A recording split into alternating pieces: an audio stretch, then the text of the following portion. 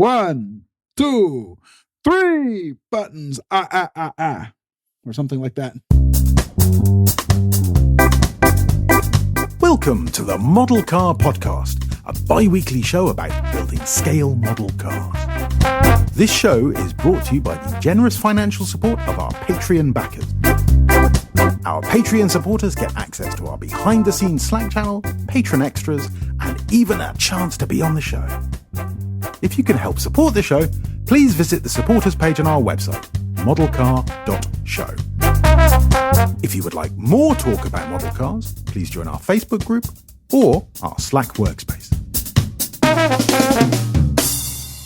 Hello and welcome to the Model Car Podcast. My name is Justin Twyford. I'm joined as always by my friend and co-host, John Dezan. Hey, John. How are you today? I'm doing good, and you? I'm doing very well for a guy that's moving in less than a month. I'm panicking. Yeah, wait till you get there and then you got to unpack it all. I'm so excited about unpacking and resetting everything up, That's going to be cool. Oh, yeah, let you completely rethink how you have everything set up in your house. Doesn't matter what it is. Yep, it does. It's going to be cool. I'm going to be able to go through my models and organize them and put like all my Ferraris together. Oh, never mind. They already were, but I found other kits that need to go on that same pile. So we'll get it all sorted out. It'll be fun. But anyway, let's get into our show. Some feedback from Mark Taylor. Do you want to talk about that one? Okay, I believe this was from episode 66 when we were wondering about why body styles in the Cup cars were off by a year or two or three. Mm-hmm. Anyway, Mark Taylor had the information for us. According to him, NASCAR had a 3-year rule for most of the golden era to protect underfunded teams. It allowed small teams to buy last year's Hallman, Moody, Junior Johnson car, whatever, and help fill the field. Petty and the Wood brothers, or who was the driver was David Pearson, used that as an advantage in the 70s when the more aero-friendly cars got phased out for the box roof cars. That's how you ended up with a 74 car running in 75, 76, 77. Once the Charger aged out, Petty was uncompetitive. The Magnum body didn't work. He went to GM cars after that, Monte Carlos, etc., until the downsize of 81 landed him in a Buick. He stayed there until the Pontiac body proved best in 1982. He stayed there despite the 2+2 Aero Special being a bust until the end of his career. So to a finer point, the Salvino's GR kit is perfectly fine for what it is, a last gasp factory-era car. Cool.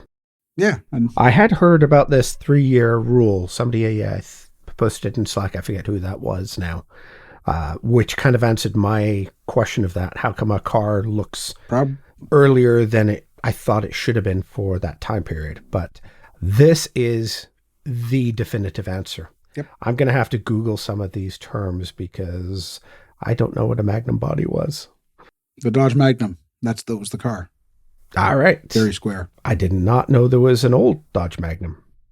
Well, I knew, but I knew, but I hadn't put it together with a wagon until just now. So, Exactly. Anyway. I mean, I had a Hot Wheels of the Magnum Coupe, but never put it together with a wagon until now. Jeez, I guess I'm getting old or something. That's about it. Very, very well written, Mark. Thank you so much for the feedback. Really appreciate it. Yes, thanks, Mark. We do have some more feedback too. This is direct feedback about last time. You, about John. Last time, right? It's about you, John. No. It's about you, John. Okay. Ken Freut, and thank you for telling me how to say that, Ken. He sent us a message. He wants to back John on his 52 years in the hobby, and he doesn't prime either.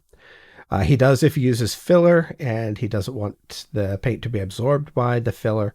But even then, he only brushes it on in the areas and wet sands it down. He uses enamels almost exclusively, and if not lacquer, and he's never had an issue with paint bonding to clean plastic. For me, I can't remember the last time I used enamels and what the challenges were there. So anyway, that's a long time ago. Anyway, he goes on. Primer fills details like emblems and moldings, and he wants to keep them as crisp as he can, and he certainly doesn't want to send them off by priming and sanding it down for paint. That's a fair point. I completely understand why people don't go there. That's why I like the Tamiya primer because it does not lay in too thick.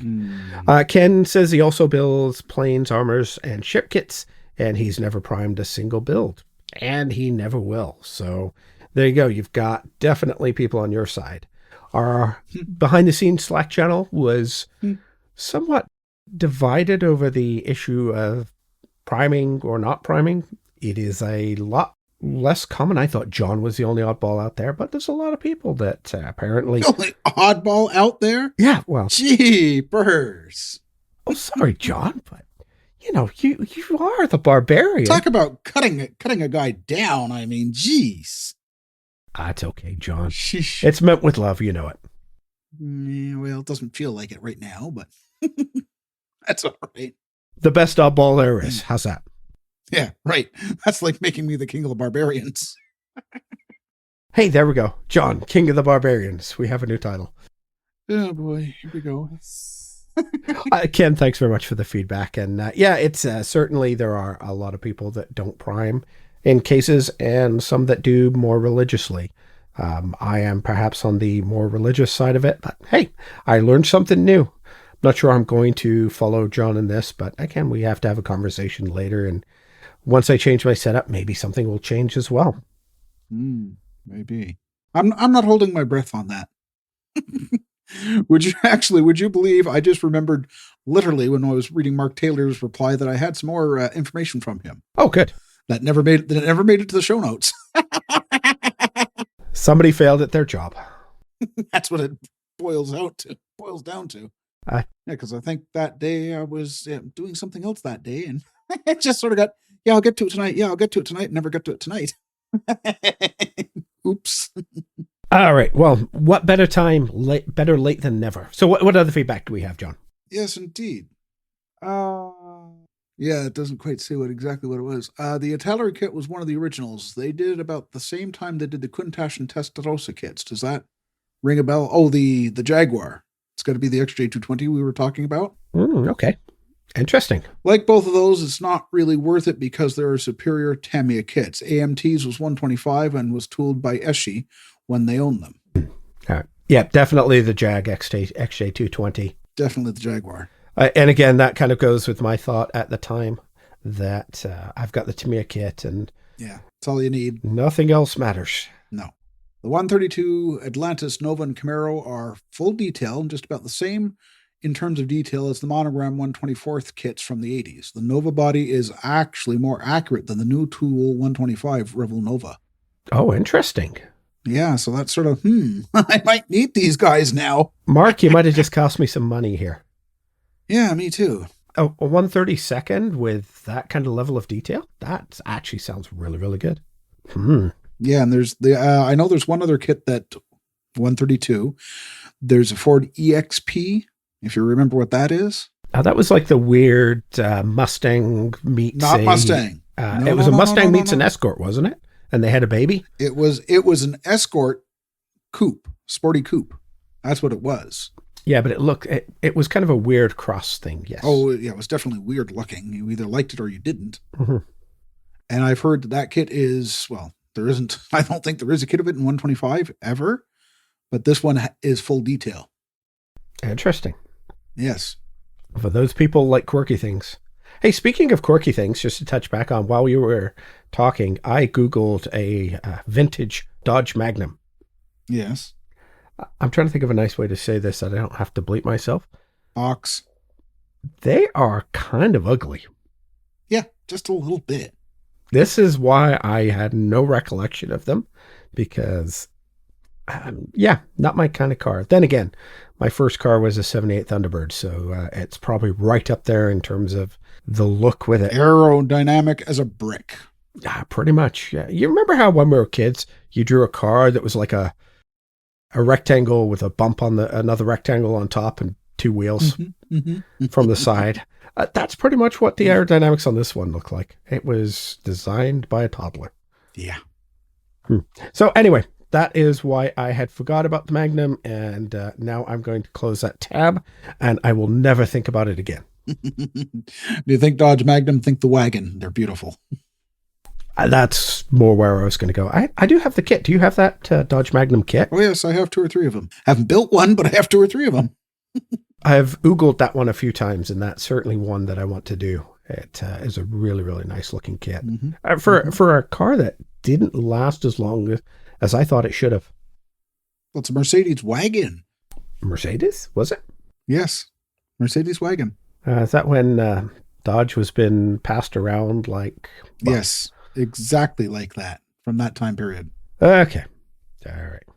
Anyway, going back to what Mark was telling me, despite what ScaleMate says, the Volkswagen GTI is the old Eschi kit from everything that they've shown. Italeri has reissued lots of Eschi cars because they have access to the tooling. Not a terrible kit, but the AMT reissue will be cheaper, and the Revolve Germany new tool kit is way better. So take your pick. There's 3 to choose from. If you've got to have a GTI, I'm thinking I'm going to go with new tool. Yep, I agree. Not that I want to buy any more kits because, I've been trying to get rid of them. At least not until you move. Not until I build something. Remember my new golden rule? We'll see how long that lasts. Oh, yeah, right, sure. Mm-hmm. Build 1, buy 10. Is that how the rule works? Nope. Build 1, buy 1. Really? It's a theory. Do you really expect that to last? Okay. I have the constitution of Jello. Yeah. I know it's not going to last. There you but go. Damn it, I'm going to give it a good shot. All we need to do is just find you that right kit, and that'll be the end of that rule out the window. Oh, yeah. I'm trying to avoid looking online at the moment, mostly because I'm in that weird spot right now that anything that I ship may or may not find me. Yeah. You know what Canada is like, right? Anybody shipping to Canada, just for the record, you can get things that ship from, say, England, and they arrive here in 3 or 4 days. You can also get the same shipment shipped from England the same day, and it shows up 6 weeks later. So there is a crapshoot. When you're moving a month from now, I can't order anything from a non-Canadian source that isn't tracked because... Even with a Canadian source, I'd be worried whether the timing would be right. Yeah, I'm going to be holding on to my pennies for the next little while. I was going to say holding on to them. For the next month. Well, let's say 6 weeks. Well, after that, anything goes. I do have to buy a house in there, and that's going to take all of my pennies, John. Yeah, but I thought the house was just paid for. No, the money. My house is sitting in my bank account right now. Okay. I don't own a house right now. Did you know that? Well, I believe you'd mentioned something about that in the past week or two. Yeah, I sold my house and decided to rent it back while I was waiting for a new house. And I'm in that weird spot of having a landlord in a house that I own for 22 years. Do you realize how ridiculous that sounds? Do you know how ridiculous it really is? Having a landlord come in and walk around like he owns the place, and he does. Yeah. Yeah, okay. God. Yes, it's fun. Anyway, so by this time in a month from now, I'll be in the middle of moving. It's, I think, a 4-day move, so... 5 hours away, it's going to be a 4-day move. Well, it is 2 truckloads of stuff because I have a lot of models. Did you know that, John? Yeah. You have more than I do, but that's all I know for certain. And even then, it's a claim. Yeah, they're coming in and loading up 2 trucks, and then they have to drive them up there, and then they have to unload them. So that's 4 days of work. It's going to be a long week living off a camp bed. Yep. All right. Oh, God. Oh, God. Gee, sorry. Cat scared the living daylights out of me. He just jumped up onto the back of the chair. Pardon me, get my heart restarted. Hello, kitty. Oh, he's already gone. Oh, he did it just to make sure you're still awake. Yes, I'm still alive. Okay, sorry about that. That didn't work for him the way he wanted, huh? No. Beats. All right, John, what have you been working on lately? Hold it. I still had one more thing from Mark Taylor. Oh, geez, okay. Well, it's because it's not in the show notes. I can't see this stuff. Yeah, I know. I'm sorry about that. Unless Mark does a ton of body work, he doesn't prime under Tamiya paint either. Tamiya's primer is practically just semi-gloss paint, not a full-strength primer. All right. I am certainly on my own then. Mm-hmm. Hey, primer people, reach out. Give me some love. I need something. Mm-mm. No sympathy here. Apparently not. Fine, John. Fine, John. All right. What else has Mark got to say? That's it. That's all. We can move on now. Cool. Hey, thanks, Mark. That's really, really good feedback. Really appreciate it. So what have you been working on, John? I originally had put here in our show notes that I hadn't touched a model since our last podcast, and that was to move the Mercedes parts from our workbench to the paint booth. Then it dawned on me, I think maybe I might have done some bare metal foil at some point in the past 2 weeks. And that's it. Are you learning to build like I am? Well, no, there's just been changes in my life, that's all. Yeah, I know that feeling. Changes in your life, huh? That sounds just like something I might know a little bit about. Yeah, but what you're doing is much more drastic than what I'm doing, so. It really is. Yeah. You know something interesting? I found out I do have a job on the other end. Oh, congratulations. Superb. Yeah. Yeah, my company is going to be nice enough to let me work remote, so. Wow. Really excited by that one because I didn't even know if that was going to be a thing when I decided I was going to move. Crazy stuff, man. Crazy stuff. Yeah, that's kind of taking a leap without a leap, isn't it? Oh, that's a big leap of faith. Yeah, that's the word I was looking for. Sorry about that. That's okay. It's all good. All right. I haven't been working on anything because I don't have a workbench anymore. Though it is amazing when you start going through and packing up your workbench, because that's kind of what I'm in the process of at the moment. The amount of stuff that you have and some of the really, really cool stuff that I found. You know, I'm not sure if you have a spot where you put like some of your aftermarket stuff, John. Mm-hmm. I do. And it's horribly unorganized. So I know that if I was to move, I'd have, oh boy, a whole time of discovery. That's where I'm at. I've got trans kits and wheel sets and photo etch and detail up kits and stuff like that. So the way my bench is organized, I have a pegboard that has a lot of my stuff hanging for me. So I got a pretty good idea of, you know, where my distributors are, if I need something like that, or where some of those replicas and miniatures parts are. They're all just hanging there right in front of me. Mm. But I also have some of those plastic drawer sets. It's like 6 drawers, clear plastic in a frame that are on wheels. Do you know what I'm talking about? Yep. I have well, let's be honest. I have 3 of those because it's me, full of different things. And I went through those and realized, you know, like several drawers of those were my tires.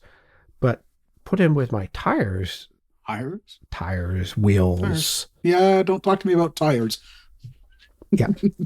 But these are all like aftermarket Aoshima sets and, you know, all of those.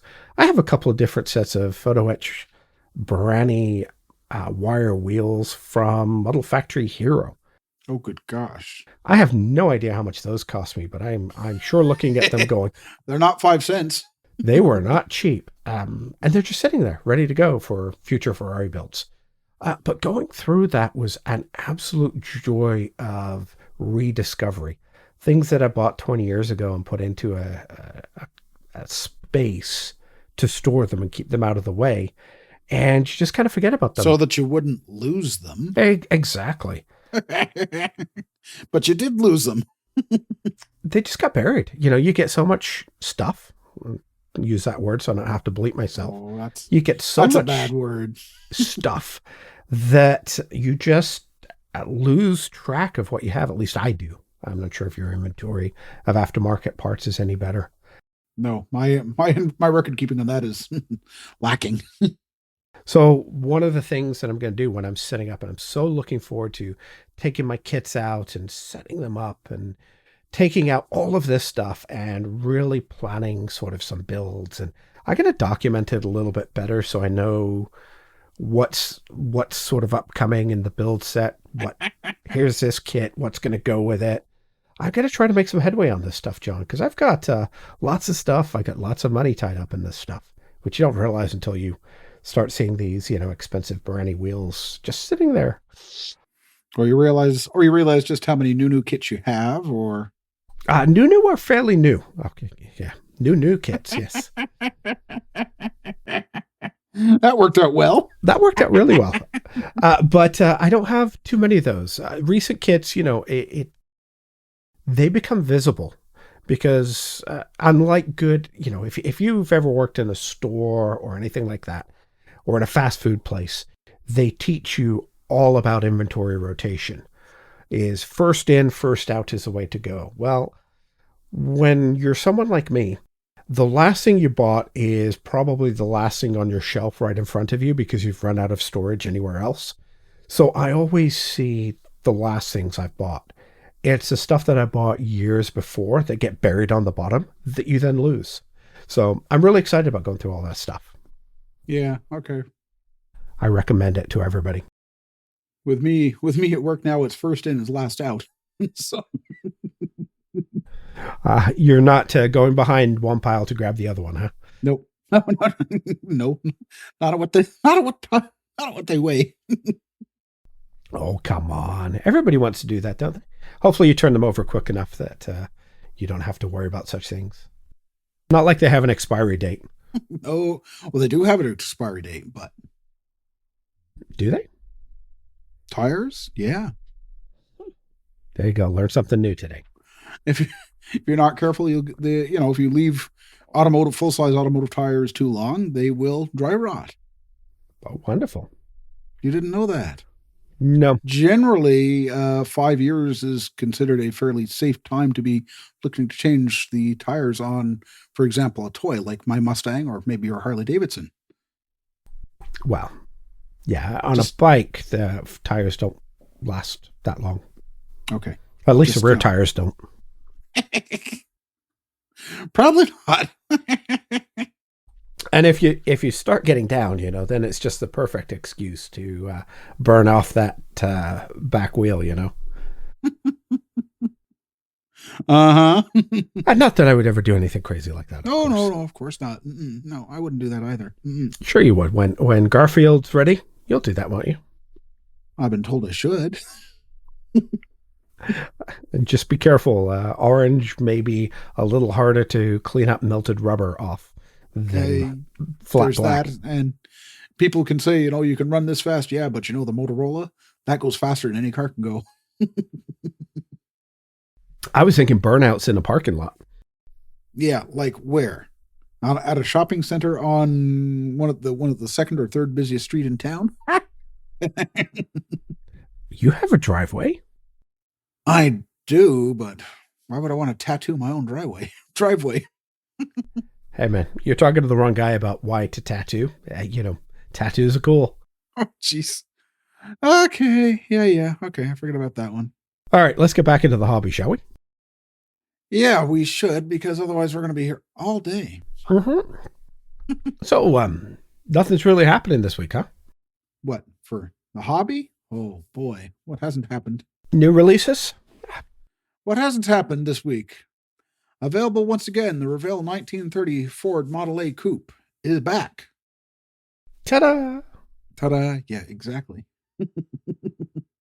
You got to have one. Grab them while they're here. You never know how long they may last, like they did the first time around. Was this the missing one that came in? If it was the Coupe or the Roadster, I don't recall. There was one that the tooling was lost for a while, right? Is this the one? Well, lost, but I think it was lost where you put quotation marks around lost. Oh, yes. It was probably at the manufacturers that they don't use anymore, and they refused to release it. Yeah. Something like that. It's probably been making some other knockoff brand version for the last 3 years. Could be. Who knows? Cool stuff. I like the box art on that. I think we might have talked about it when they first released it. Or first said they were going to re-release it or something like that. That's it. But I do like the box art on these. These are really, really cool. Okay, no box art for these three. I have no idea, but I will tell you that Just announced as re-releases is the Revell 66 Chevy Malibu SS in 1/24th, the 69 Camaro SS 396 2-in-1 in 1/24th, and the 81 Chevy Camaro Z28 in 1/25th scale. The 2-in-1 Camaro. Is that the Thumper one that they released? I couldn't tell you without a picture. Although I suppose, seeing as I did provide the product numbers here, you could Google it. Yeah, we can Google it and see what we can, or I can let you Google it. All right. I don't think it matters that much because nobody can see what we're doing anyway. So exactly. So moving on, breaking news from Revell. There's a 1937 Ford pickup street rod with surfboards, or at least a surfboard. I assume there's multiple, but no box art picture yet. But it is coming. And not only that, it tells you no image available. Kein Abbildung vorhanden. Kein Abbildung. I really massacred that, didn't I? Yeah, I'm not even going to try. All right, John, what's next? We have some box art for upcoming AMT kits, the Surfshark. And this one is a link to our Slack channel. Yep. It's the only places I could easily find pictures. Sorry about that. All right. And that doesn't work easily on mine without signing into Slack. So okay. Surfshark The is Surfshark is the 1959 Cadillac ambulance. In other words, Ecto 1. Oh, right. I remember that. That was Chris, I believe, that posted those up. Thank you, Chris. Doing John's homework for him. Mm-hmm. Yes, I found them in Slack. There you go. Surfshark. This looks like the old Ecto thing. Didn't I just say that? Ecto 1. Or Ecto 1. Wait a minute. It actually depends which kit it is. Because AMT made one, Polar Lights made the other. One is Ecto 1, the other one is Ecto 1A. Oh my God, John. And now that AMT owns them both, it's hard to tell without it. All right, I remember you were pretty excited by this one. Yeah, simply because the roof lights that they're showing on the kit I've not seen them in the other issues of the kit. And I've had both Ecto 1 and Ecto 1A. Mm-hmm.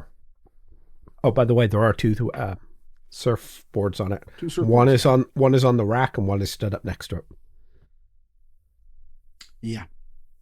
Still, could be interesting. Like I say, for those lights alone, it's like, I might be interested, but to build it as a surfing wagon, a little big. Mm-hmm. I'm going to give that one a big hard miss. Okay. Moving on, the 1963 Chevy 2 station wagon with customizing kit, including a trailer. Very odd. Well, not that odd. Do you know anything about the kit? This is, I'm guessing, the Chevy 2 station wagon. I don't recognize this one. Is this based off like the new Nova or whatever? I'm guessing. No, now wait a minute. It can't be. Because that's Revell. Stock engine with fuel injection. I assumed it wasn't. Now I'm just reading that and it's like, oh, no, that doesn't work like that. There's no engine in the new one. Unless, of course, they're going to give us an engine in the new one. I don't know. This has got a different clip on the front. It's custom. Custom. 3-in-1. Maybe it's the original kit then. Oh, stock, custom, and advanced custom.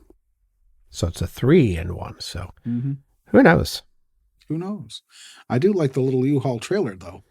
Yeah, that's kind of neat, actually, isn't it? John, don't spend my money. I have to build something first. Then build something already. I got to move. Anyway, we'll talk about that. I got questions for you. Okay. And finally, the Myers-Manx Dune Buggy is back. I love that. I built that. It's a great little kit. Haven't built it. I do have one. I think it's so cute. One thing that I did do was, because there are not great reference photos, I realized afterwards I put the rear lights on upside down. It's still a Volkswagen Beetle with a different body. That's all it is. But yeah. It's a really nice build. Actually, it's a fun little build. So, if you're looking for something fun to do, that's a great one. I'm glad to see it's been re-released. And you should definitely do it in some wild color with an awful lot of flake in it. Mine was, I think, a Tamiya blue metallic. Mm-hmm. So not that exciting with white seats of an interior. So it kind of Oh, popped. yeah. Yeah. It really had that pop look to it. At least I say that because I was the one that built it. But, I thought the color combo was kind of nice and, it was eye-catching. But, yeah, definitely something you got to do with those. The Myers Manx, when they came out, they were released, 15 years ago, maybe 10 years ago. Something like that. Yeah. Doesn't seem that long, but I've been holding on to that little kit for all this time. Holy shoot. Didn't they actually come out with a limited version? Yes, they did. There in was like a clear sparkle or something. something like that. But there was definitely a limited edition of the kit. There's one in every box of 12 or something like that. Yeah, that was it. I think there was a limited version. Anyway. Yeah. Is yours the limited or is yours the regular? Mine's just a regular one. Well, that means it's meant to be built. Exactly. And not collected. And the same with the other one. Even if you do have the limited edition, still, it's a model kit's job is to be built, not to be collected. There you go. Or hoarded, or whatever you want to call it. In my case, hoarding is very, very appropriate. Mm-hmm. What's next on our list? Moving on. Available now from our friends at Salvino's JR, the Rainier Racing 1981 Buick Regal Charlotte winner. Mm-hmm. And it's decorated for Hardee's. The Buick is the first time Hardee's sponsored a car. They didn't know what to do for a design, so they copied the layout of the number 3 Wrangler car. Earnhardt, or not, it wasn't Earnhardt, whoever owned Earnhardt objected to that, and they were asked to remove the stripe after that first race. What is a Hardee's? It's a food place, isn't it? Yeah, it's a restaurant. Yeah, American restaurant. All right, cool. So this is a very rare one with the stripes. Yeah, that's how I'd read it. Do you know if they are putting the stripes as decals? Because I remember for a while you could buy the decals, but they were... that isn't that the petty cars? Yeah, well, that's why we need Pat back to answer Yep. these questions. To answer that question, yep. That's Pat. Calling Pat to the courtesy line, please. Pat Redmond, white courtesy phone, Pat Redmond. Mm-hmm. Cool stuff. I'm not too much into the knowledge on that one, but kind of cool. They also have the 1972 Dodge Charger number 43 STP Richard Petty car. This Charger is the first new release with brand new tooled, treaded tires, and the first time that Salvino's JR has used a design for the box art instead of their typical photograph. Oh, yeah. Isn't that neat, eh? Huh. Interesting. Mm-hmm. Cool. This one is awfully red. There's more, what do they call it? Vermilion. Vermilion, yeah. STP Vermilion. And less blue on this, at least from the side profile. Do you notice that? Or is it just me? Yeah, no, it's not just you. As far as I recall, the top of the car is blue, though. The front end, the back end, the top, the hood, the roof. Yeah. And the trunk lid are blue. Yeah, there's kind of a little... The Petty design changed as, they went from year to year. They changed things slightly, I guess, to make it, easier to spot, if you get what I mean. Definitely... it's a new car. It's got, he's got new graphics. Sell some more merch. Yeah. But it was, not that there was so much merch back in 72, but... This is true. I just was waiting for us 50 years later. Yeah, that's about it. August announcements from AMT include the reissue of the 1964 Ford Galaxy. The 500 XL. Yeah. Any good? Don't have one. Don't plan to have one. All right. Not a car that I don't call it a muscle car, so not really. What would you call a Ford Galaxy? Family car, full size. That's only got 2 doors though. Yeah, but Craftsman Plus series. A classic kit with classic details. Yeah, I'd call it a family car. Now look at the picture. Family car. Yeah, you need it towing a caravan or maybe that little U-Haul trailer from the other kit. Yeah, the Chevy 2 kit. Anyway, there you go. Interesting stuff. All right, I have to get the next one. Yeah. Once you see the graphics, it's like, oh my God, really? The 1982 Dodge van for Turtle Wax. I remember being a child and having a vice principal that was bald, and we used to make the turtle wax jokes. Oh, jeez. Now I'm of a certain age and I'm bald. Shall we make the turtle wax jokes? Well, I want to roll into the turtle wax jokes by actually buying a turtle wax Dodge. Oh, boy. Okay. That's actually a pretty cool. I like the graphics on it, actually. It's, Back in that time frame, I know that's what my dad used on his car. I should actually try that in my head. Maybe I could get a bit of a polish going, Jeez. I shouldn't talk because there's turtle wax on the Mustang. Is it still around?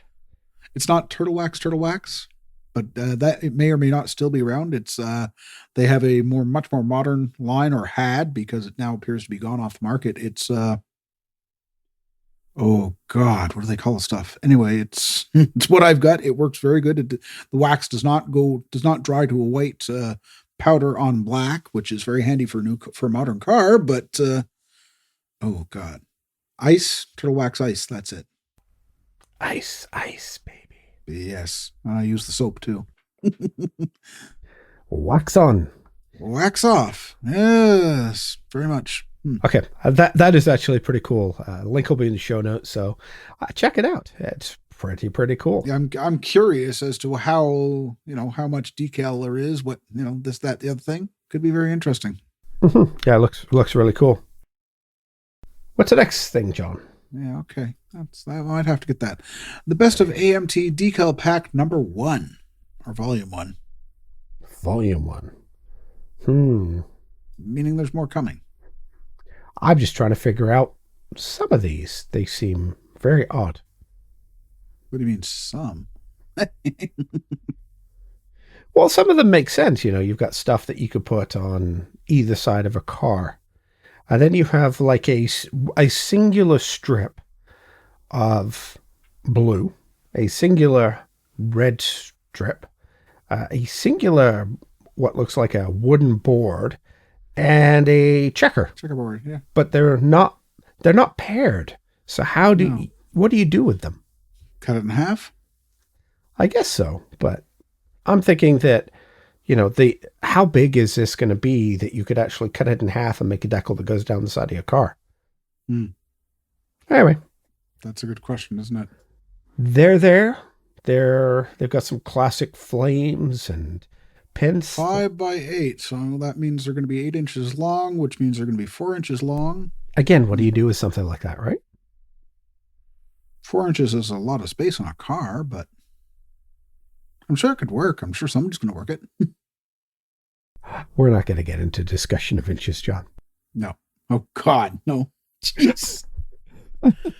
Oh, boy. What's next, John?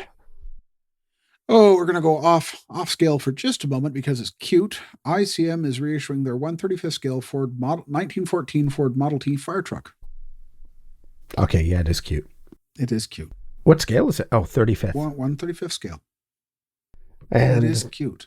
Not something that I would ever build, but geez, it is actually a good-looking kit if you're into cars of that era. At least the box art is. Yeah. Very cool. It's very, like I said, I saw it, and I saw it in my weekly email from our City Hobby, from one of our sponsors, and and I said, oh, I just have to put that in because it's so darn cute. You know what? I really like the way they're doing the box art on this. Look, that is really nice. Yeah, it like I said, it just struck me, and I said, oh, I have to share that this week. It's just cute. Moving on, AMT has reissued their 1/25th scale GMC Astro 95 semi-tractor cab with Miller Beer decals. Yeah, I think we talked about this one when it was just announced. It's now available. Now available. And we also have a Infinity long-nose vintage coupe show dragster from AMT, which I'm not certain if we talked about. I think we probably did. And I think we can pretty much... I don't think it was either one of us. Actually, Infinity was a T-bucket that I think people really like this kit. I think people were looking for this one to be reissued. So it's quite possible. Not my kind of genre of kits at all, but if you're into it, Nice that stuff like this is still around and been reissued. Hopefully the quality's good. Mm-hmm. We can hope for that. Lastly, from AMT, or at least in this section, the 1976 GMC General semi-tractor cab. And I'm pretty certain we've talked about this before. Yep. We have the General. Pretty cool looking thing. Very, very butch looking truck. Not bad looking trucks, but from whatever I've heard over the years from the model truck community, it's something of a dog. It's one of the more challenging ones to build. 300 plus parts. Yeah. Hey, you know what it says? Trust AMT. Like you, modeling our passion. We sweat the details to make sure every model kit is top quality with lasting value and enjoyment. Mm-hmm. That's why it says it's for experienced modelers. I'm guessing. That's all I'm going with on that one. 60 plus chrome parts, 34-inch sleeper, Detroit diesel, 8V92T engine, tilting hood, dual chrome exhaust tracks, super detailed interior with high back seats, 10 black vinyl tires, and more. Mm-hmm. Whoa, cool. You keep busy for a while. Maybe pulling out hair too, but in your case, I don't think that's a big concern. Oh, ouch. Ouch, ouch, ouch. Well, you may be true, but... Well, you were mentioning turtle wax not too long ago, so... Yeah, but that was a low blow, John. Oh, well. Tell you what, I'll buy you the turtle wax then. The turtle wax kit or the turtle wax itself? Your choice. All right. This looks interesting. I saw this on HLJ as well. Okay. Hasegawa has the Mazda Savannah RX-7 early version, limited edition. This is a release date with pre-orders that started this week. Ah, okay. I must have missed that. I saw this in the HLJ email that came out this morning, actually. Okay. This one at least has box pictures. HLJ just has the digital renderings from the pre-release information. Ah, okay. Okay. Next up, the Toyota Celica GT4 RC with lip spoiler.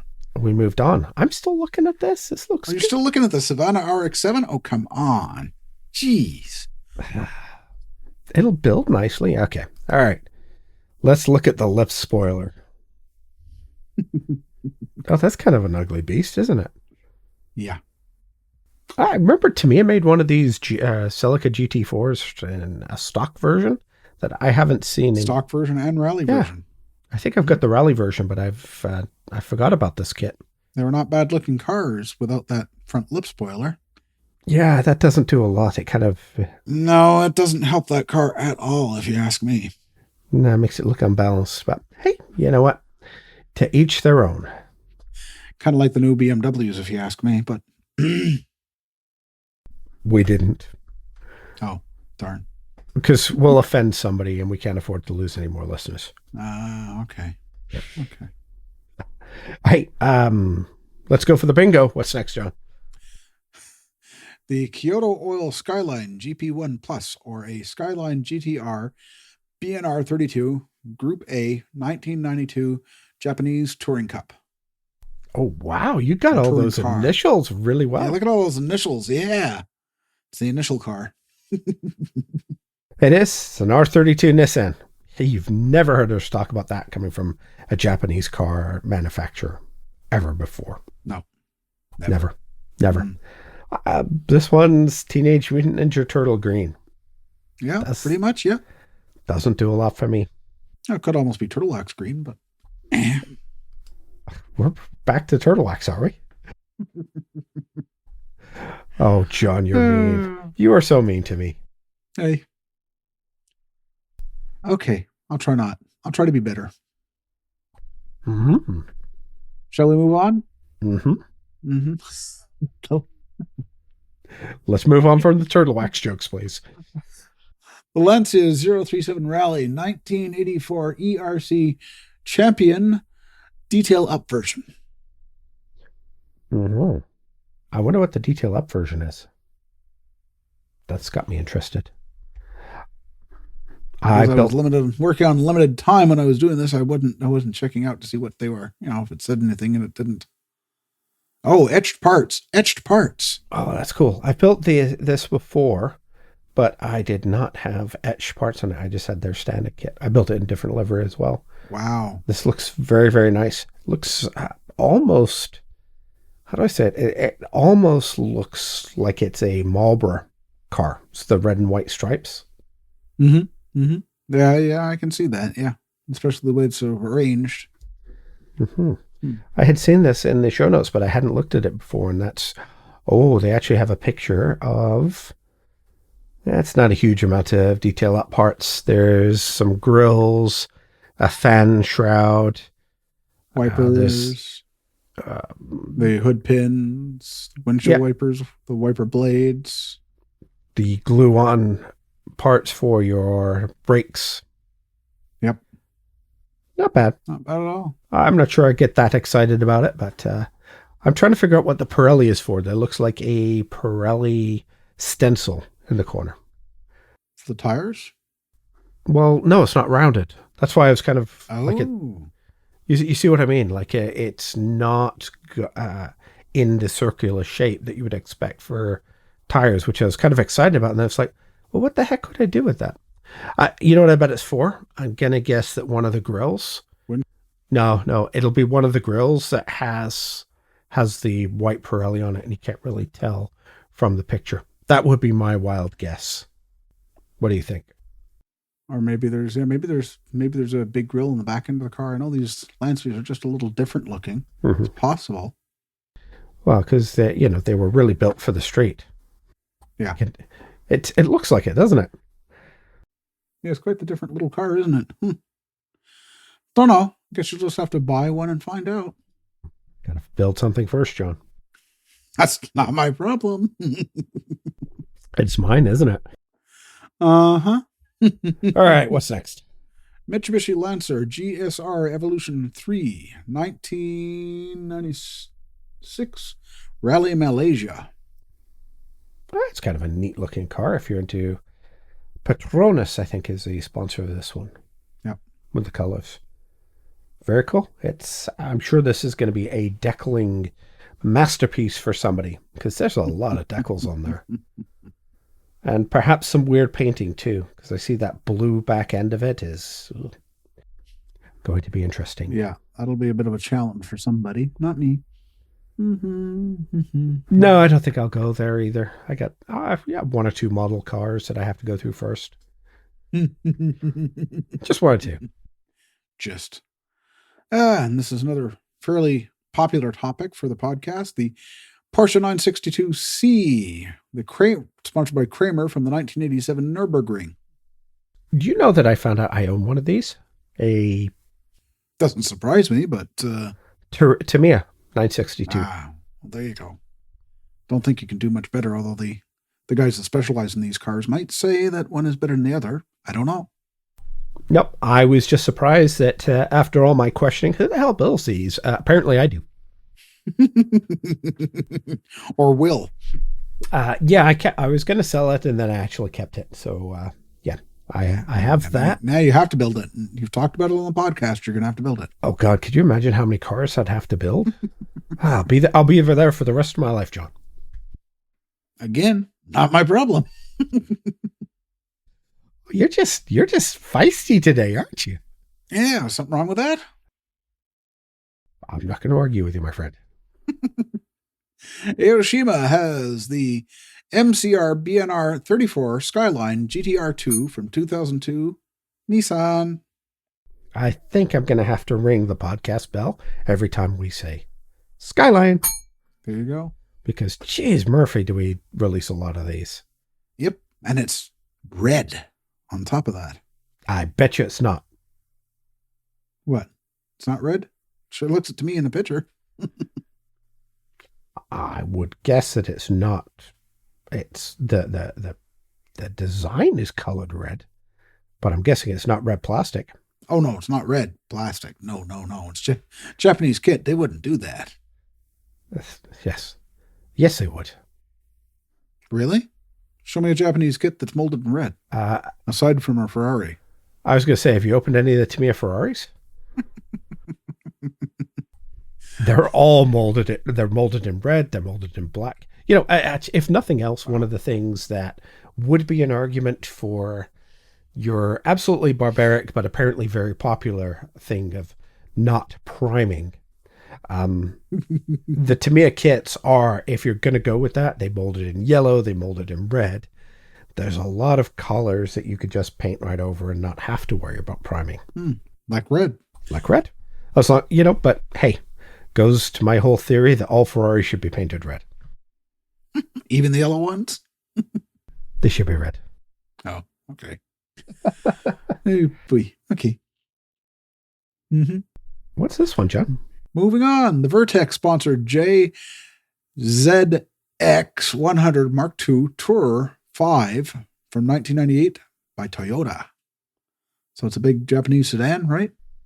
You know, the fun of this is just getting you to pronounce some of these names. Guess it's a big coupe. Now that I look at the picture. Big, boring looking coupe with a nose job. Yeah. Bolt-on pieces to it. Well, more just a no job. Yeah, bolt-on pieces. Aftermarket wheels. You know, our friend in Australia would probably build this because he likes that kind of stuff. But for me... Oh, yes. Our mate. Good day, mate. No, I'm going to upset half of the continents there by trying to do that. You're going to upset the Australian contingent that are a fan of our show. Well, I wasn't going to mention Foster's beer. Which you have now. Oh, dear. All right. We're just kidding, guys. Just kidding. We appreciate the wine that comes from Australia. At least I do. Okay. Am I supposed to follow that up? The 1989 Mazda FC3S Savannah RX-7. Wow. I don't know if they can go any further to make these boring cars sound more interesting with names. It's like searching Amazon for, something, and they just stuff all the keywords right into the top line. Yes. It seems like the Japanese companies are doing that. FC3S Savannah. No, it's a Mazda RX-7 from 1989, and it's boring. Yeah, they really were. They are quite bland in comparison to what we get today, that's for sure. And they, compared to that, to the new Hasegawa one that came out, or is coming out in October, the one that we talked about first, I take that over this any day of the week. This, design has not always been the nicest in cars. That's why everybody still likes the 60s, because car designs were iconic. This is very much... Yeah, the design may be iconic, but the performance, not so much. Yeah, well, that's what new cars are for. Yep. Until we can't have them anymore because the Canadian government takes away our engines. Our gasoline engines, that is. Well, are there any other kind? The rest of it's just a wind-up toy. Yeah, that's true. We're on to another exciting one. The 1996 Toyota SR40G Town Ace Light Ace Noah. It's a minivan, a square one. Yeah, but it's not bad looking, really. I mean, if you're wanted to build a model of this, it's not bad looking, really. All right, so let me ask a question. Who wants to build a model of this? Not me, not unless I had one at work, but I don't have one at work, so. I don't even think these are a North American equivalent. Like, there's nothing out here. No, I don't think so, but it does say it is commercialized, so that means to me it could be used as a commercial vehicle, but don't know. Town Ace Noah. They even named it Noah. Noah. Is that saying it's a big boat?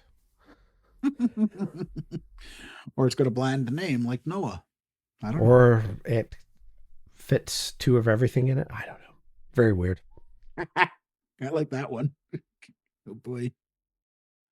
Oh, okay. Moving on. The 2013 Toyota AR S210 Crown Athlete G from the Tokyo Kojin Taxi Association. Oh, you forgot the 13. So I think it's 2013. I said 2013.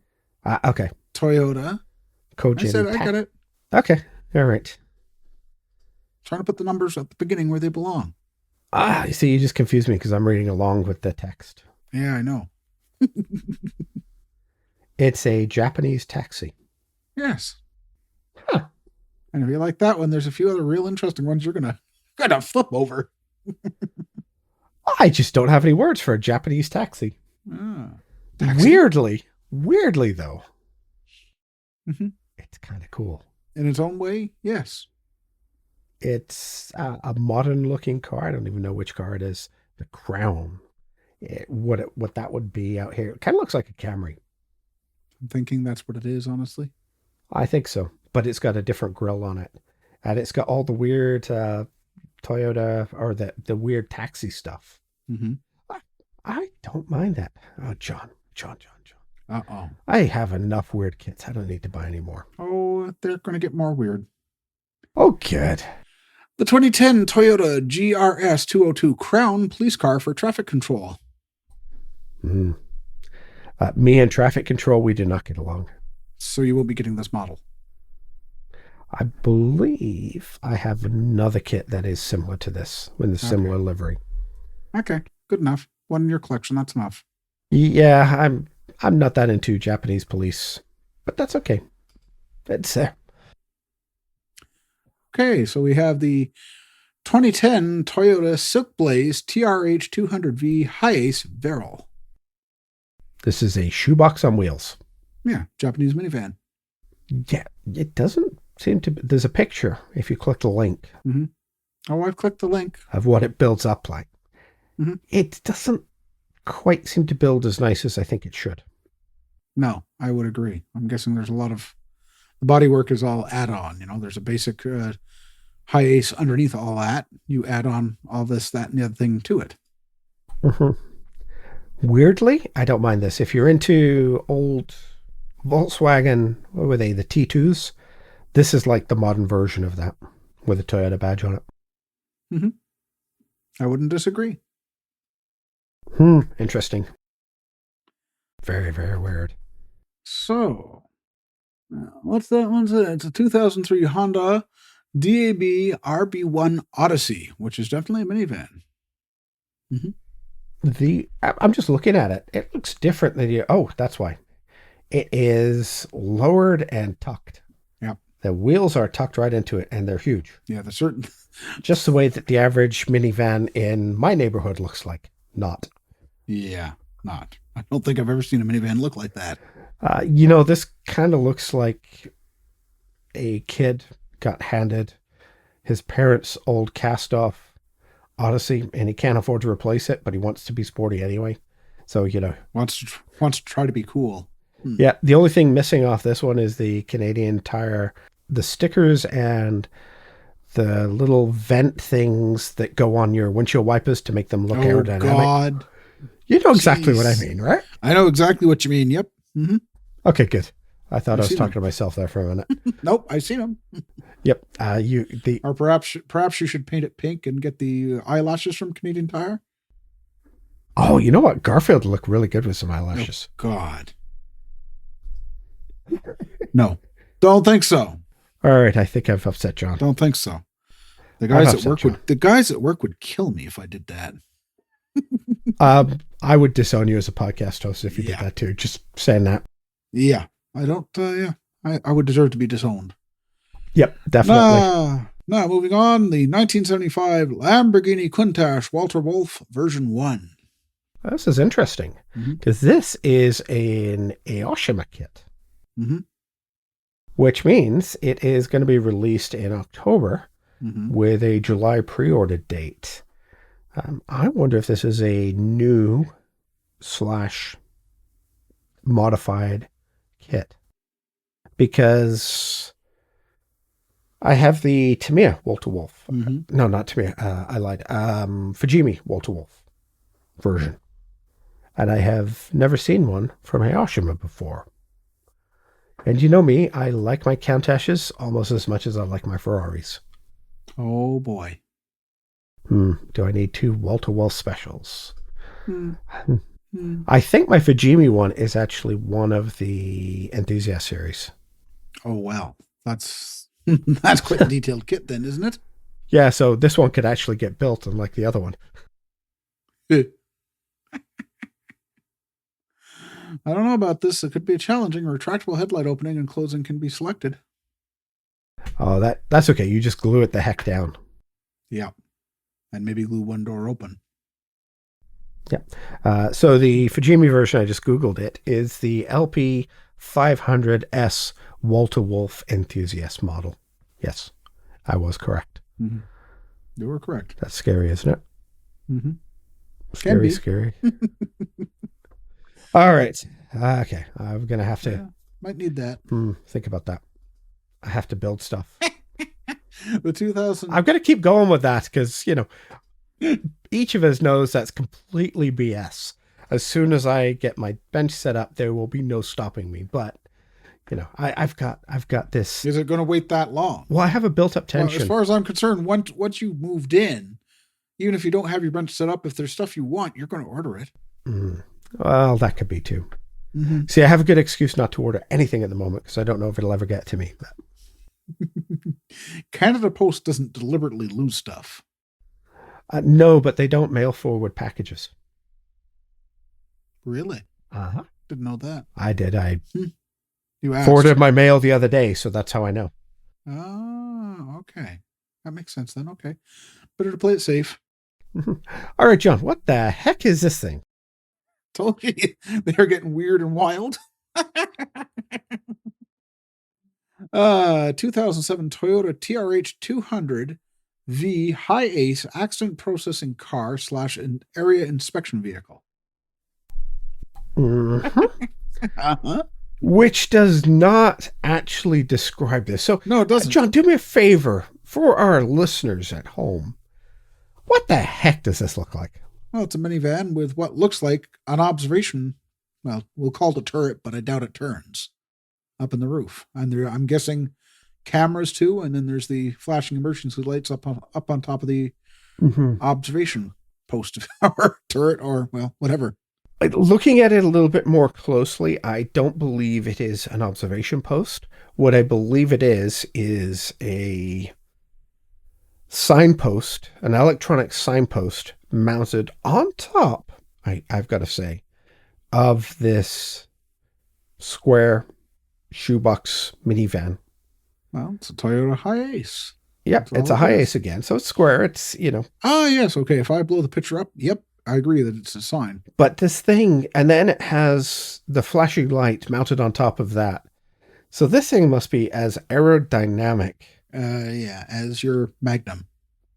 It's an interesting look, and it's super tall. I can only imagine that you're driving along hitting lampposts with this sucker. I would bet that would be restricted to only highway use where there aren't any lamps hanging down. Yeah, it's weird. It's very, very weird. Yeah, I don't think any North American police department has anything like this at all. I've never seen anything like that, but hey, you know what? Learn something new every day. Mm-hmm. I'm gonna take a hard no on that one. It's too weird even for me. And oh my god, the next one. Shall we cover them both at the same time? Because there's two that they're similar. All right, I haven't seen. We may have actually mentioned these, but no, I don't think so. Because when I saw those, I said, "Oh my god, Justin's going to freak over these two." John, I think I can't. Words fail me. This is all yours, buddy. This is all yours. These are, who are these from again? Both from Aoshima. Okay, it's Aoshima. I guess we shouldn't be surprised after all this time. There is moving stall number 1, the Omatsumi Wash Hoi, and the fishmonger. They're both basically mobile shops. Thus a moving stall.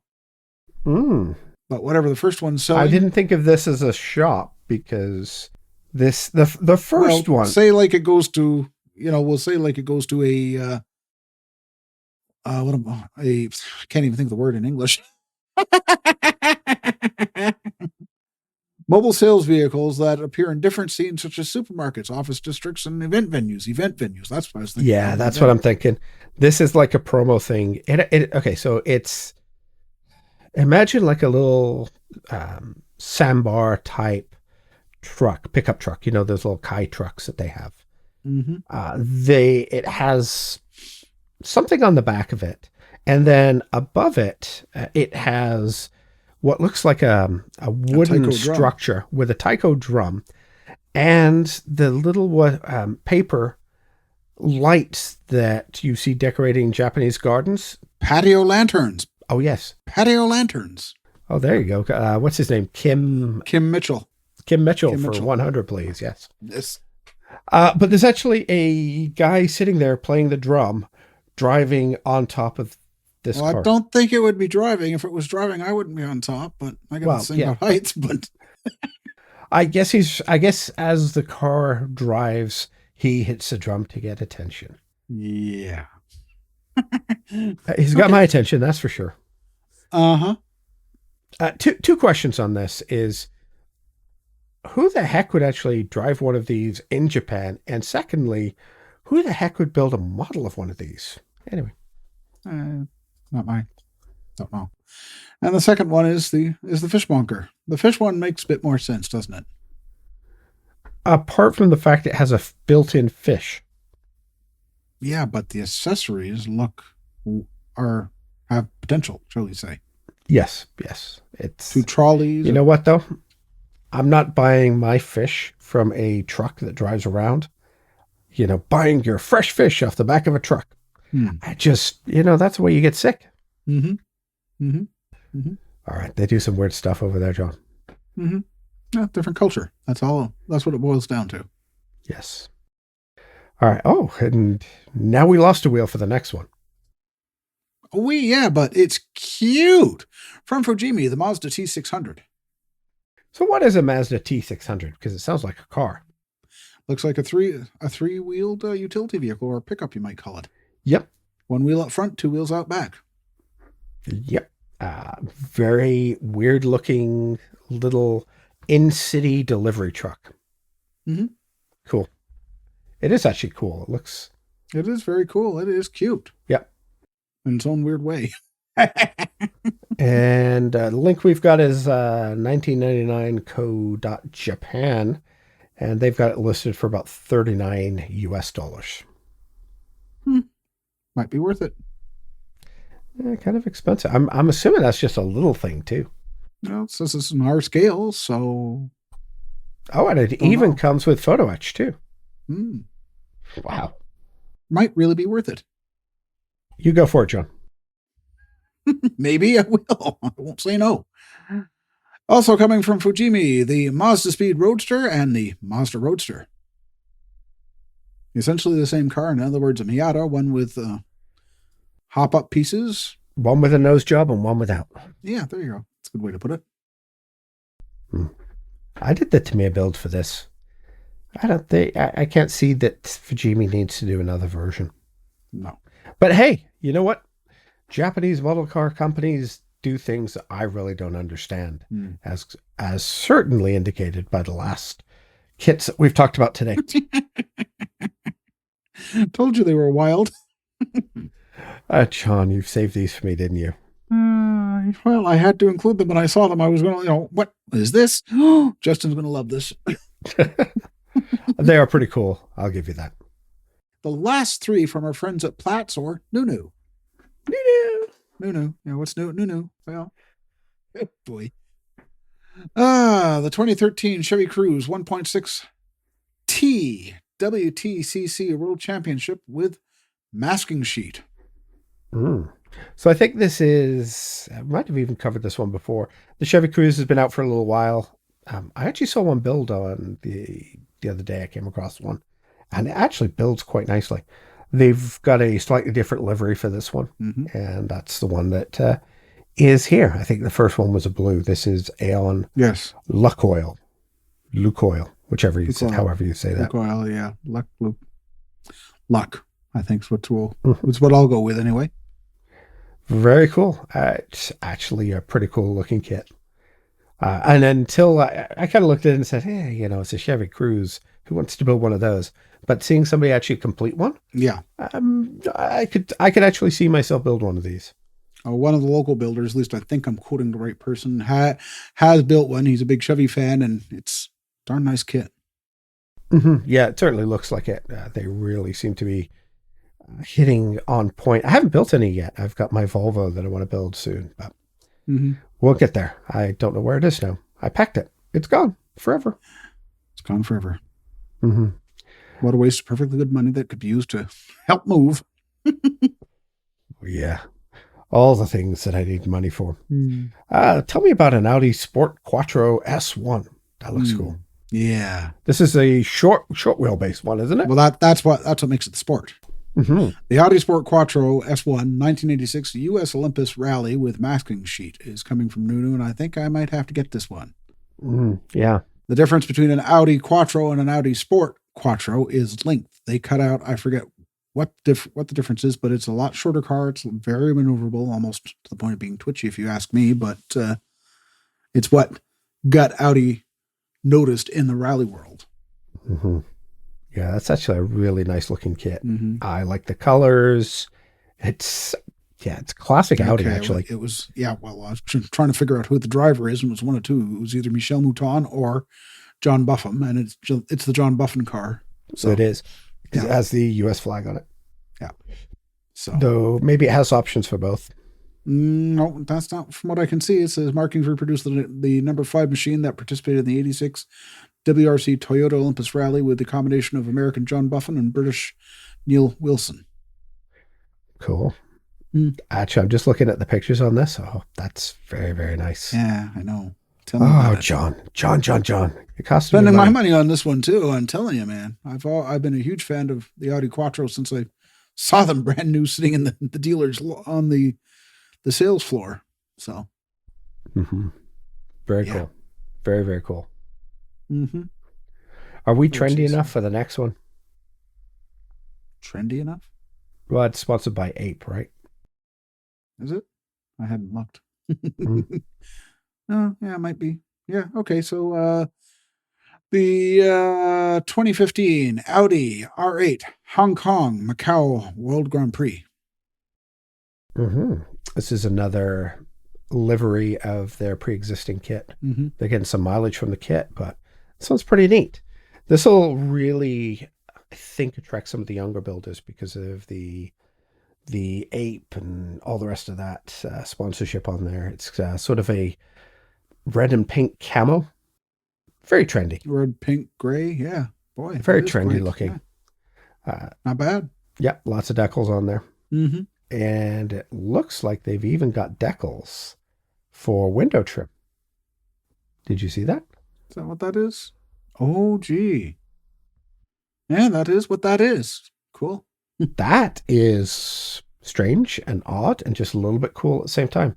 Even it looks like, I'm looking here, John, the decal sheet for that, the top left, looks like it is for the bottom of the windshield on the outside, where you would normally paint. Yeah. Interesting. That's neat. That is pretty cool, actually. If it works. If it doesn't, it's not going to be so good, but... You know what's amazing for this? I'm just looking at the price point on this. $32.52 US. Yeah, jeez. Holy. That is, for the kit you're getting, that is well worth the money spent. It makes me wonder now, what are they going to charge us for the Audi? All right, we're moving back up the show links as John figures out the cash. $35, $34.84. Oh, hey. Yeah, okay. I'll spend that for the Audi. Plus shipping, of course, but... Plus shipping. You know what? That's not too bad. You pick a couple of kits and then you ship both. It comes Surface Airline and it's quite affordable. I did that a couple of months ago with some Japanese stuff that I ordered. And I was very happy with that pricing and the way it worked. If you buy more than 2 kits, you get into the point where the package is too big and it gets into couriers and that gets expensive. Ah, okay. Stuff I'm learning. It's experiences that you're sharing. You know what? 2020 has taught me a lot about online shopping. Online shopping, shipping, moving. Mm-hmm. And that segues right into our topic today. And we've been going a while, so I'm going to keep it pretty short. But I wanted to talk to you, John, about spray booths. Because as you know, and everybody else knows by now, I'm moving. Yeah, I heard the rumor, but Yeah, exactly. I don't know. It's news. I have to figure out what I'm doing for a spray booth. So right now, listeners of the show will know that I spray in my unfinished basement that is accessible through the outside of my house and not through the inside. grumble, grumble, grumble. Mm-hmm. Which makes, painting in a cold, miserable weather less exciting, walking out and getting wet and trying to go to my basement. But you don't have snow. This is part of the challenge I'm going to have in the new place because I will. Yep. So I live in a rainforest at the moment, which means that we get a lot of rain, but it's fairly steady weather. We generally are a very high of about 30 degrees in the summer, down to, maybe just below zero in the winter. Maybe a couple of weeks it gets cold. Which, in other words, you're talking about, for the Americans who don't understand Celsius, you're talking about 30 degrees Fahrenheit. Yeah, it's probably 85 to 25 to 85 degrees Fahrenheit would be sort of the average range. It's a fairly temperate climate with no big extremes. You're going to rethink that when you get to your new location, but exactly. So I'm moving up into the interior, which is what we call our wine area. It's a much different area. Here, everything is green. There, everything is brown because it's almost desert-like. It gets quite a bit hotter in the summer. There's a lot less rain. However, it does get snowy in the winter. Mm-hmm, mm-hmm. You might need snow tires. Oh, I do. Well, I'll need them anyway because I'll have to come down to work once in a while, and that means going down your favorite road, the Coquihalla, in winter. Oh, the Coquihalla. The Coquihalla in winter, which is the top of a mountain road.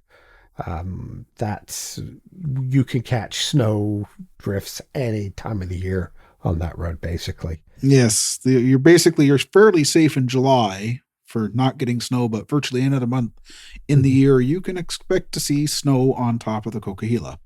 It is going to be fun up there. I have to decide what I'm going to do. My spray booth at the moment is fine for an unfinished basement because if I get some dust and some spray, it's fine. It's an unfinished basement. Exactly. In my new house, I don't have a basement. And this is why I want to talk to you, John, about this, because I have a model room that has a small window that goes outside, and it goes outside under the deck, so kind of a weird spot. But the room is very nicely finished, laid out. Yes. It's a proper room, not like an unfinished basement. There's a floor, there's walls, there's... Well, the floor itself, and this is going to be an interesting part for several reasons, is a large ceramic tile floor. So it's really, really beautiful. But I'm drop cloth. Well, this is what I'm going to ask. First off, I'm not even sure that my spray booth at the moment should be the right thing. I'm kind of, do I want to build something new? I know Pat was on part last year talking about his new spray booth that he built.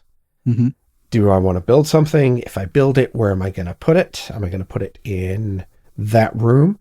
And how much of a good job is it going to do of stopping spray and mess in that room? Because I want to keep that room really nice. My other choice is to go to the garage. The garage is unvented and I have no idea. I'm guessing it's unheated. That in itself is potentially a problem. I'm sure it will get some of the heat from the house, but again, I'm moving into a whole neighborhood, an area that I don't know. So I'm trying to figure out what I'm going to do for a spray booth. I know you have the Pacekeeper spray booth. The Peacekeeper. Peacekeeper thing. That's the one. Yeah. What size do you have, John? I have the biggest one. Do you know how much they are now? Yeah, the show notes say something like $750 US plus shipping across the border. It is on sale for $750 On sale? from $800 for a 36-inch. Holy shoot. I didn't even pay half that with the exchange. Yeah. Which I was going to sort of follow your suggestion and go there. Wow. And now I'm looking at that, and that's $1,100 at best. Plus shipping. Yep. Because that you don't realize how big it is until you get it. When I ordered it, I said I had the dimensions. I knew how big it was. I knew it would fit in my car. Not in the shipping box, it didn't. I have a truck, so that should be okay. But yeah, but you see, in my case, I sent it to my then American address, which was in northern Vermont. Picked it up at the customs broker, and yeah, they said if you're not taking a box, we'll take it, but it's going to cost you. I was like, yeah, that's no problem. It'll fit in. It didn't fit in, so it cost you, did it? It cost me. So yeah, I mean, you're pretty happy with that, though, right? I'm very happy with it. Between that and my Grex airbrush, I don't, and to a lesser extent, I guess my quiet compressor, although it's not that it's lesser, but it's just I don't think of it in quite the same way. Between those three tools, that's the expense of my hobby, if you get what I mean. It's the biggest tool expense. Mm-hmm. It's all interrelated, and you may as well have what you can afford. But at $750 US, I don't know if I'd do that today. I'd probably get a smaller one. Is it worth it? Worth what? Worth getting a smaller one, or worth getting one, period? Worth getting this. Is this brand worth that kind of money? Like, how does it do for getting rid of smells? How does it do for cleanup? How does it do for filtering so that you're not dumping stuff outside? It takes standard furnace filters. Okay. I forget the size, but they're very easy to get. Not a concern. Even here where we do not heat with heated air, you can find furnace filters that will fit it. All right. So that's interesting. Yep. Would you buy one again if yours blew up and you had to buy something new? Yes. Would you invest in one again? Yes. John, I hate you. You're spending my money. I know, but say what you want. Yes, there's going to be a little bit of dust that you get out of it. The smell depends how sensitive you are to smell. I mean, for me, paint smell doesn't really bother me, although it did once a week ago, but wasn't here. It was in someplace I went for work. The smell doesn't bother me. It smells like production, and I'm fine with that. Okay, your wife is good with it? Well, that's the problem. Okay, that's the problem. You see, then run it beforehand, run it long afterwards, keep the door shut. Shouldn't be much of a problem. Okay. That's, there's how much dust and overspray do you get out of that? Now, keep in mind that you use predominantly airbrush. There's some I should probably, if it were any room but a dedicated workshop, I would probably dust more, but I don't dust in the workshop. So, I notice it every now and again, sort of like, run my finger over the dehydrator, a little bit of gray spray on my finger, overspray on my finger. Yeah. Okay. But I'm still not dusting. Okay. Interesting. Mm-hmm. So it's, what is your layout? Because you have this in a regular room, right? I do. You have carpet, or what do you have? It's a carpet. It was my childhood bedroom. There's a carpet on the floor. It's builder's grade carpet, so it was never very expensive to begin with. Despite that, I said I'm still not going to risk putting paint onto the carpet, so there is a drop cloth beneath the whole area where the booth is. Okay. Just to make sure. All right. Just to make sure. And what color? It's vented with flexible dryer vent tube out the insert into the window. Do you have a rise to your window, or is your window at the same level basically? It's basically at the same, yeah. Well, actually, I think the booth vents out the top. The big one vents out the top as opposed to the back or the bottom. Mm-hmm. And I think it's actually, it's a little bit higher than the window really allows for, but because I've got it on flexible vent, it works. If I was to do like you are, if I was to move and say, okay, I'm going to do this, this, and this, I would do it with straight straight hard ducting, no more flex stuff. Mm. And perhaps even at that point, drill its own individual hole out the wall as opposed to putting it into a window. Well, that isn't going to be possible where this is located for me. Yeah, I realize that, but I'm just saying that's what I would do if I was to move. Yeah. That wall is cement. Yeah. That's a complication. So it can be done, but it's going to cost you a lot of money. It's not worth it. yeah, there is a small window up there that I could figure I could vent out of, but I'm assuming because of where it is that I will be pulling it in and out when I'm not painting. Yeah. Is that what you do, or do you just have it fixed in? Yes. Oh, no. Even though there's short of a ladder, there's no way you're gaining access to that window in my house. So in theory, I could leave it open, leave it with the vent in the window all the time, but I don't. That's just not me. Nope. That's just, although I will admit the window beside it is left open during the days when I'm not home. So the cat has some place to sit and observe his domain in the backyard, but well, it's protected by an attack cat. It's protected by an attack cat. Yeah, that's right. This one, I'm much less concerned with security as I am concerned with critters. No, not even critters. I'm much more concerned about paying for heating and paying for air conditioning in a much more diverse climate than I'm used to now. That is where my concern goes, is leaving something in there and just having, I'm going to be burning electricity like you wouldn't believe to heat the place. Yeah, I get that. That's why, as we've discussed on Slack with the likes of Chris Meacham, it's not that the systems can't do it, but it becomes a question of just how much money do you want to put into doing it? It's humid today. I really need to be painting on the Mercedes if I was going to do anything in the model shop, but because of the heat and humidity, I'm not going to open up the window and let out what air-conditioned air I have in the house. Mm-hmm. So, it's just, would it cost too much? No, but my air conditioner, I admit, is older. I mean, it's probably 20, 25 years old. So it has to work hard to make up what it loses. Heating isn't a problem, but it does become a question of money. Generally, in the winter, if I'm going to, it's a cold day, like minus 25 Celsius, which is sufficiently cold.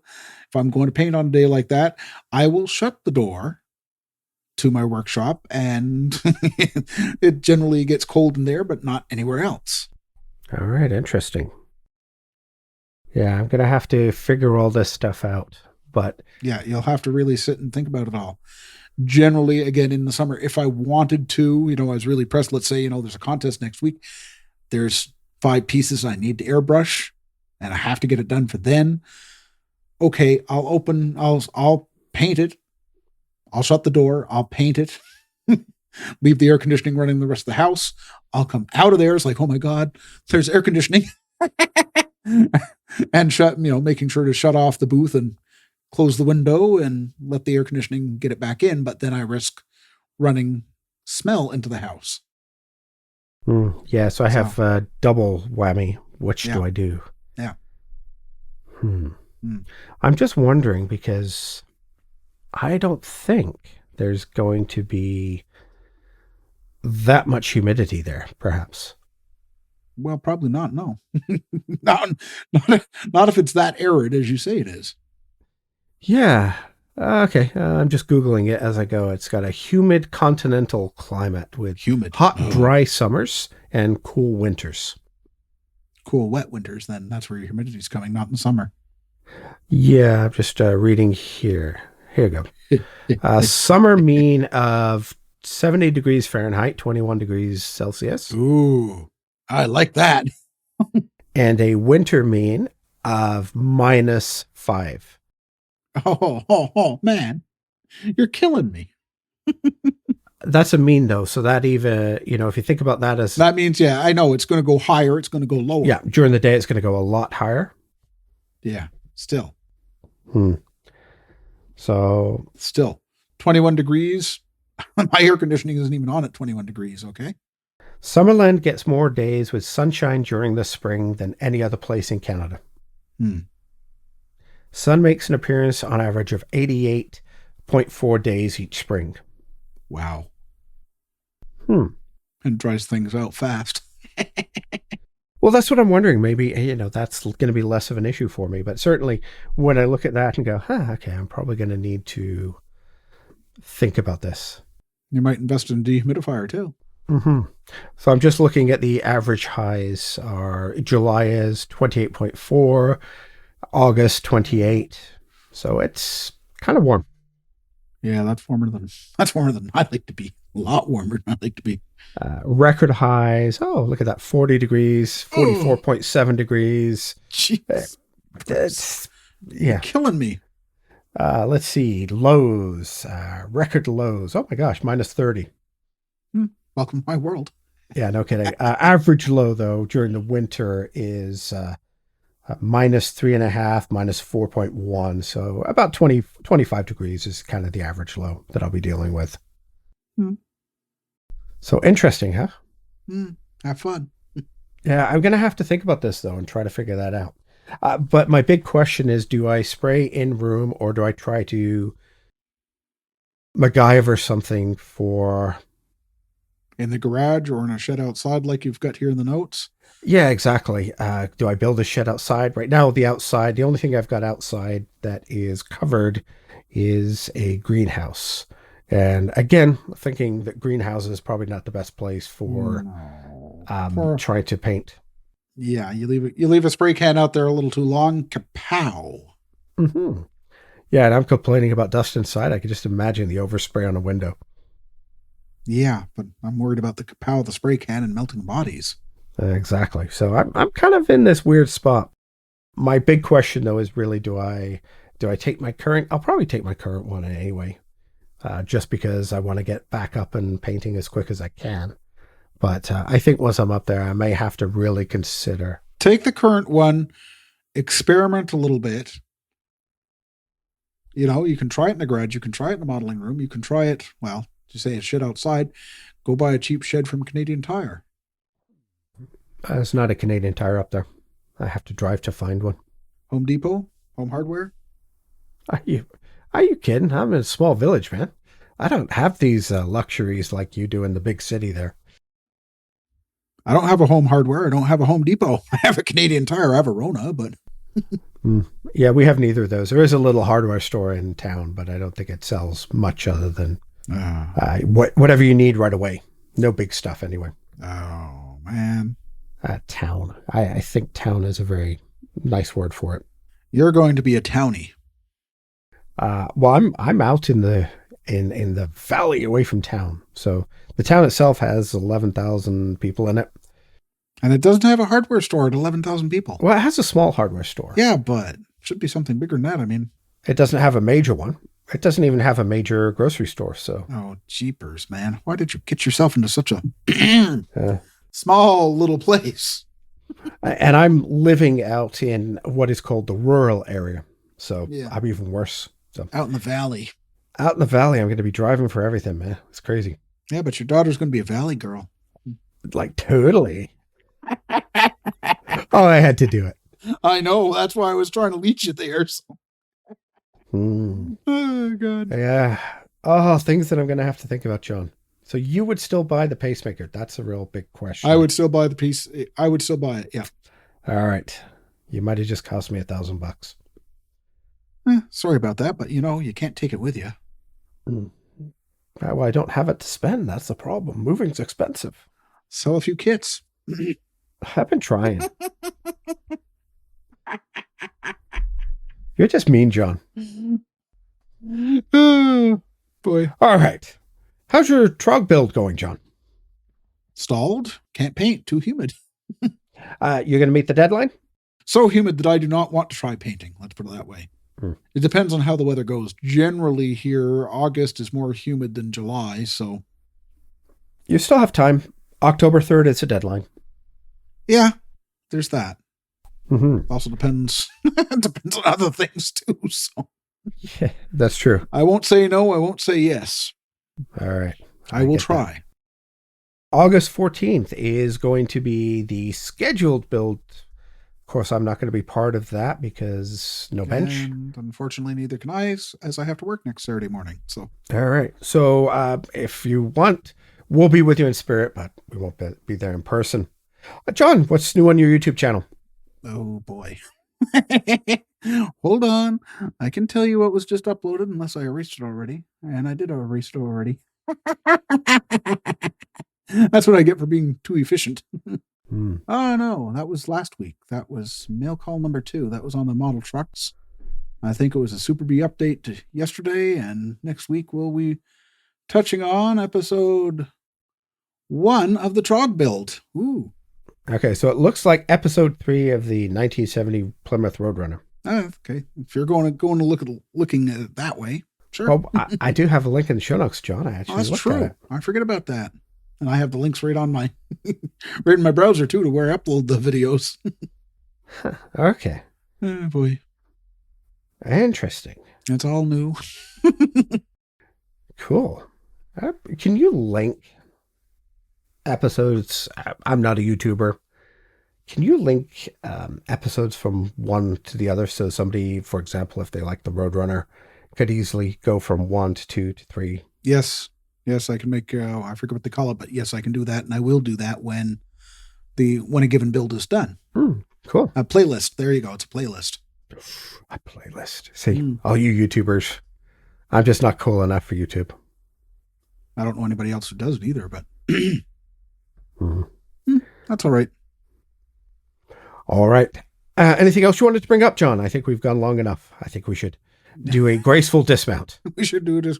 Many thanks to Chris Martin, who helped me out with the homework for this episode. Mm-hmm. He didn't give you the weird stuff, did he? Otherwise, I'll have to have a chat to him. Unfortunately, yeah, he did.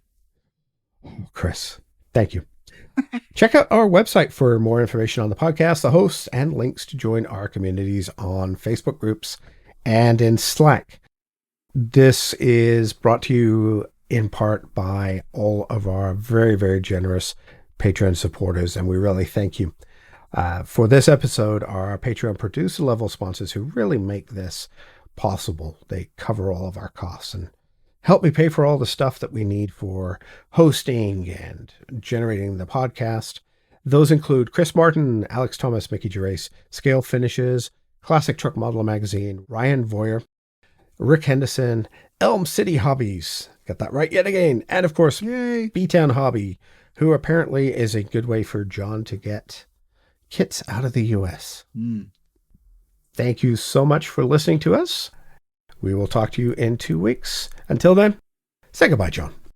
Goodbye, John.